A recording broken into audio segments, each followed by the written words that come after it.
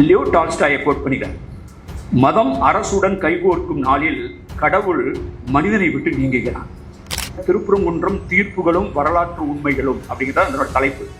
திருப்பரங்குன்றம் பொது, அதை பற்றி நான் அந்த ஏரியாலேயே தெரிஞ்சவன். அவன் திருப்பரங்குன்றத்தை பற்றி பேசுவான். கடந்த காலத்தை நீங்கள் என்னங்க பண்ண போறீங்க? கடந்த காலத்தை என்ன பண்ணீங்க? Past is past.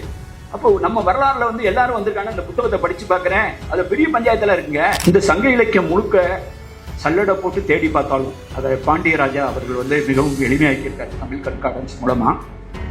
அதில் இல்லாத சொற்கள் சுப்பிரமணியன், ஸ்கந்தன், சரவணன், சண்முகம், இந்த மாதிரி பெயரெல்லாம் சொற்கள் சங்க இலக்கியத்தில் கையாளப்படவே இல்லை. திருப்பரங்குன்றத்தில் நின்றுட்டு சங்க இலக்கியத்தில் ஒருத்தன் சொல்றான், பரங்குன்று இமயம் நிகர்க்கும்.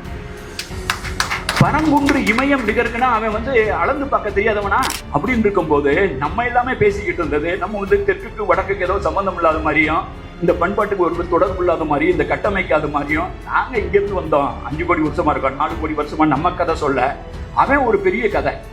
ராமாயணம், மகாபாரதம், அப்புறம் இந்த புராணங்கள், இந்த ஸ்கந்த புராணம், அந்த புராணம் கதையை சொல்லி இப்ப சரஸ்வதி நதியில நிற்கிறது. ஒரு ஆகச்சிறந்த புத்தகம்.